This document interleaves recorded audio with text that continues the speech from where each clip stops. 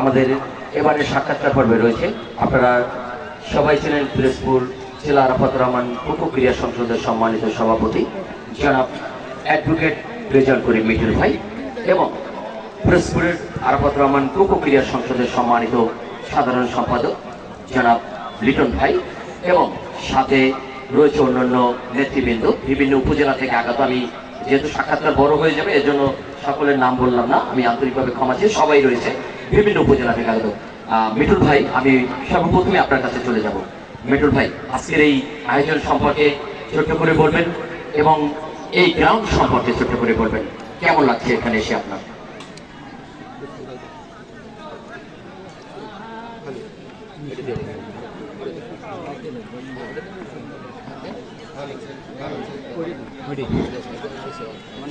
নিঃসন্দেহে একটি ভালো আয়োজন, একটি চমৎকার আয়োজন, একটি ভালো ভেন্যু।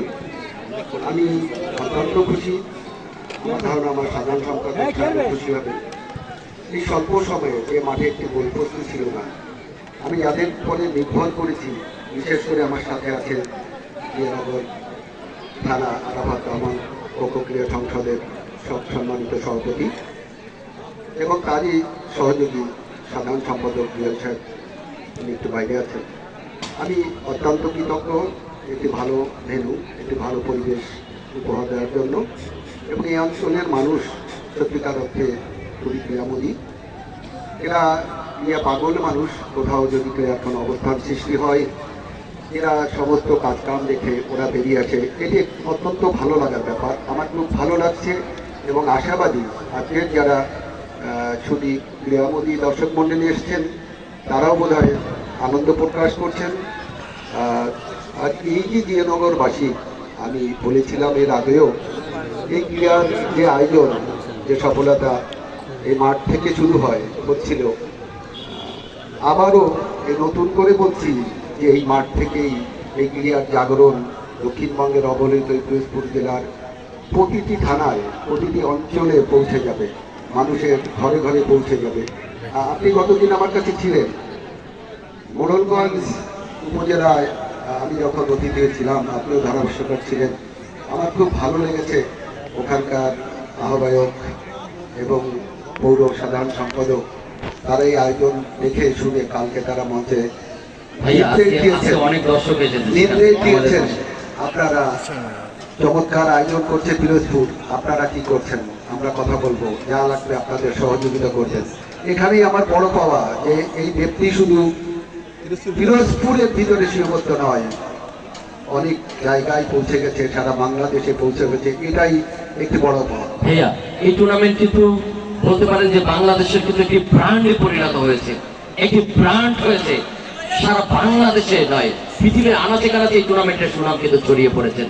আপনার এই টুর্নামেন্টের যখন শেষ দেখবো, আজকে তৃতীয় ম্যাচ করাচ্ছে মাঠে, আপনি দেখতে পাচ্ছেন দর্শকের উপস্থিতি, দেখতে পাচ্ছেন এখানে কি অবস্থা।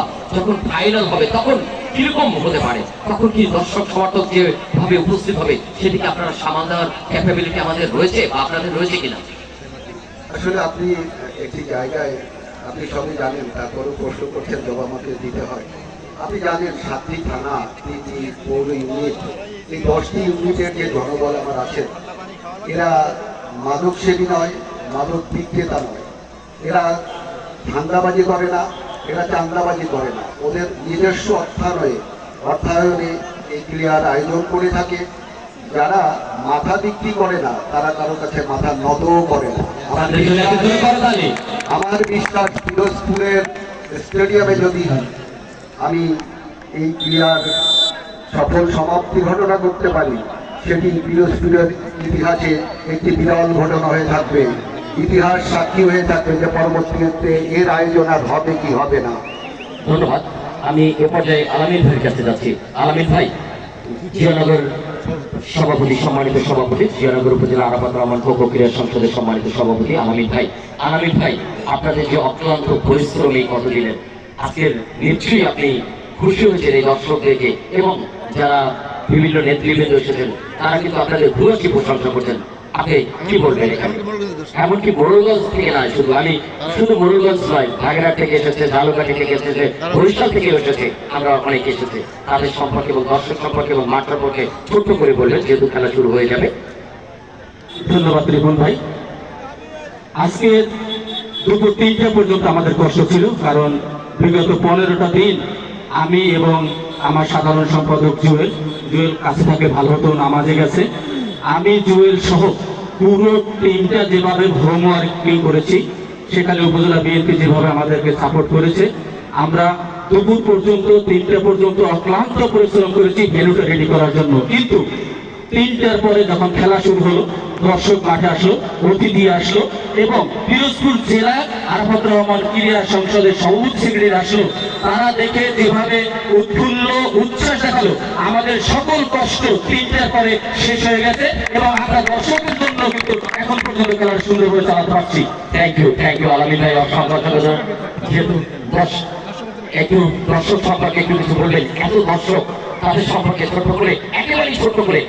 সত্যি কথা বলতে আমার ইচ্ছে ছিল মঠবাড়িয়া থেকে এসেছে যারা সাধারণ সম্পাদক বা অনেকেই শুরু দেওয়ার ইচ্ছে ছিল, কিন্তু আমি দিতে পারি। এই জন্য আপনাদের কাছে আমি অবশ্যই ক্ষমা চেয়ে নিচ্ছি। আপনি দর্শক সম্পর্কে ছোট্ট করে বলবেন, তারপরে সাধারণ সম্পাদকে একটি কথা বলবেন, তারপরে খেলা শুরু করবেন। আমি দর্শকদেরকে আমাদের কমিটির পক্ষ থেকে কৃতজ্ঞতা প্রকাশ করছি এজন্য যে তারা দূর দূরান্ত থেকে অনেক টাকা খরচ করে কিন্তু এই মাঠে খেলা দেখতে এসেছে। আমরা আমাদের জায়গা থেকে সর্বোচ্চ চেষ্টা করেছি একটি সুন্দর খেলা উপহার দিয়ে তাদের পয়সাটা উসুল করার জন্য। ধন্যবাদ সকল দর্শকদেরকে। আলামিন ভাই, আমি সাধারণ সম্পাদক থেকে একটু কথা না বললেই নয়, সাধারণ সম্পাদক থেকে একটু সুযোগ দিয়েছি। লিটন ভাই, আসলে অনেক কথা বলার ছিল কিন্তু সময় স্বল্পতার কারণে আমরা দিতে পারছি না। লিটন ভাই, আপনি আয়োজন যারা অক্লান্ত পরিশ্রম করে যারা এই আয়োজন করছে তাদের সম্পর্কে একটু বলবেন। ধন্যবাদ। তোমরা দুইজন এমন ভাবে আমাদেরকে ফুটিয়ে তোলো, আসলে তোমাদের ধন্যবাদ দিয়ে পারি না। আয়োজক কমিটি, থ্যাংক ইউ ভাই, থ্যাংক ইউ। আমাদের পিরোজপুর জেলা আরাফাত রহমান ক্রীড়া সংসদের পক্ষ থেকে এই জিয়ানগর উপজেলা সভাপতি সেক্রেটারি সহ আরাফাত রহমান সকল সদস্যকে, পান্ডুভাই ফরিদ ভাই সহ সকলকে, দর্শকদেরকে এই আয়োজক কমিটির পক্ষ থেকে, আমার জেলার পক্ষ থেকে আমি ধন্যবাদ জানাচ্ছি।